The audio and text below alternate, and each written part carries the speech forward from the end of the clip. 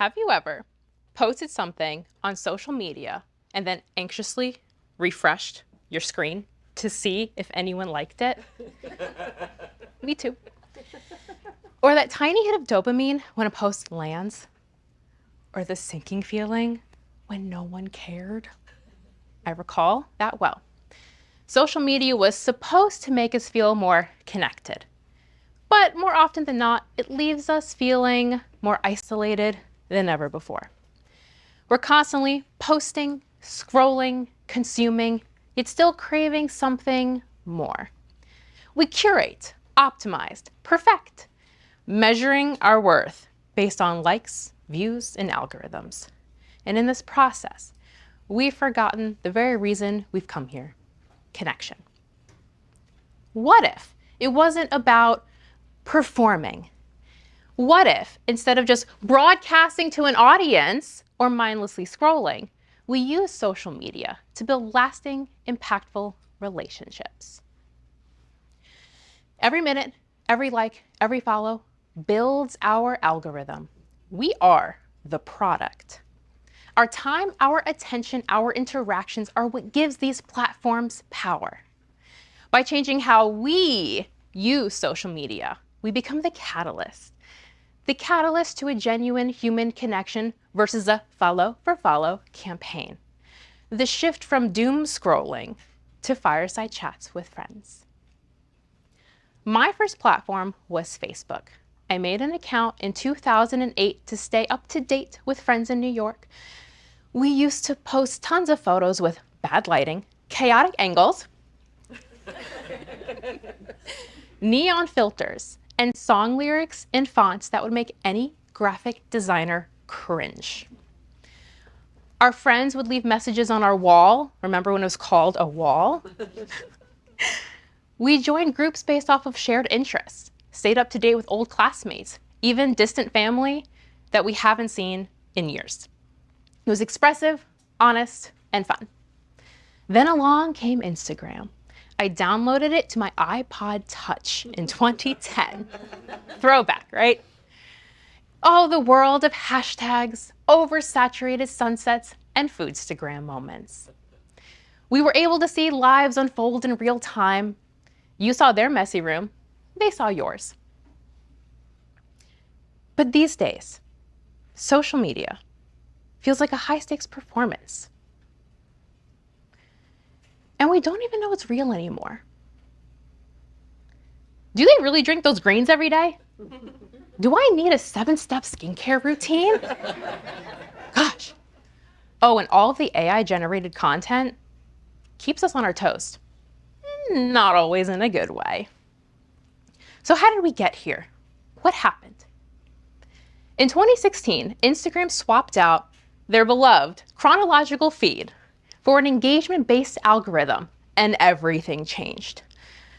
Suddenly, we stopped sharing, and we started strategizing to be seen by our own friends and followers. Now the algorithm feeds us whatever keeps us scrolling. Rage bait, perfection, brain rot. We scroll more than connect. And monetizing changed the game. As the platforms grew, content became currency. This blurred the lines between authenticity and advertising. So now we hesitate. Why post at all? Why share my ordinary life when there's someone skydiving in Dubai with a whole media crew? So it made me feel if I wasn't constantly perfect, constantly impressive, I wasn't worth showing up at all. So there's a science behind why having tens of thousands of followers actually doesn't make us feel any more connected.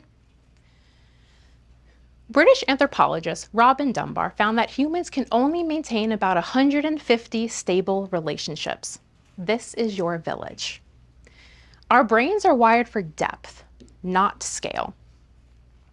But online, we're surrounded by millions and we follow thousands, and we still crave more followers, more likes, more reach, while ignoring those already in our orbit. The ones who do watch our stories, who like our posts, who never forget to tell us happy birthday on Facebook. We forget that connection is built by the little moments we show up for and engage with. So being a social media strategist for over a decade, I have noticed a clear divide. There are people who show up on social media to market their business, grow, and the others who just want to be entertained, find inspiration, try to connect. The best strategies are those that bridge them together. One of my clients went from sharing promotional content, offers, educational tips, to more human-centered content. The day in the life, the behind the scenes, the storytelling, and the response. I like your personality. I feel like I'm actually getting to know you. And even, I like how you present yourself better than your competitor, so that's why I booked the call with you instead.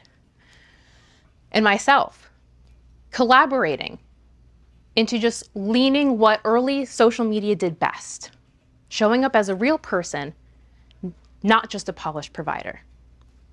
And it worked. For myself, I've even had a love-hate relationship with social media over the last few years. I've become a lurker. You know, those people who just keep scrolling, save the recipes that will never be made.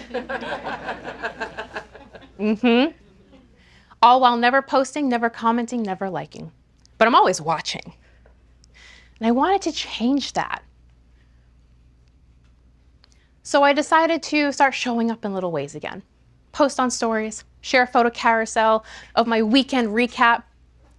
Friends I haven't talked to in years started reaching back out again. Conversations picked up. Posting now felt like an invitation for a connection. So here's what you can do to start putting the social back into social media. Leave genuine comments. Go beyond the emojis, not just flame, smiley face, sparkle. Share what resonated. Ask a question. Send a voice note instead of just double tapping a story. Curate your feed. Unfollow any accounts that don't resonate, that don't serve you anymore. This reduces the noise and allows you to create genuine connection with your community. Social media was once a place that we can show up as we were. We can get back to that. A place where captions and comments were conversations, not marketing tactics. Let's use social media to be truly connected. Let's be that change. And that change has more power than you think. By shifting how we use and show up on social media, we shift brands, advertisers, we influence creators, businesses, we shift platforms. So let's stop trying to go viral and start getting real. Let's stop scrolling past each other and start showing up for each other. Let's put the social back into social media. Thank you.